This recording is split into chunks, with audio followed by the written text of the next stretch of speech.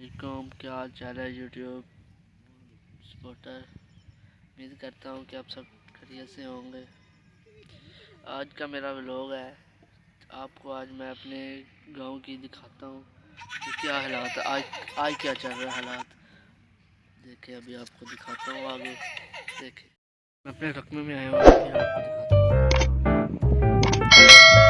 दिखाता हूँ जो आज हमने गंडे लगाए हुए थे, जिनको राई लोग कहते हैं गंडे। वो देखिए आज हम ये देखिए गंडे घर लेके जा रहे हैं, फाड़ रहे हैं। देखिए आज आगे ये देखिए अब हमने गंडे इकट्ठे कर लिए हैं। अब इनको बांध के अपने घर ले जाते हैं। अभी आपको आगे दिखाते हैं। देखिए जब मैं बांधने लगा हूँ, मैं बांध के अपने हाथ मुँह धोने आया हूँ नलके पे। देखे खेत के पास एक दरबार है जो बाबा लसूड़ी शाह के नाम से पहचाना जाता है। यह दरबार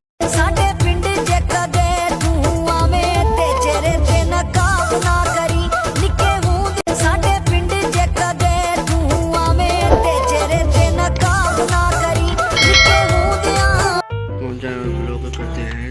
हाफिज़।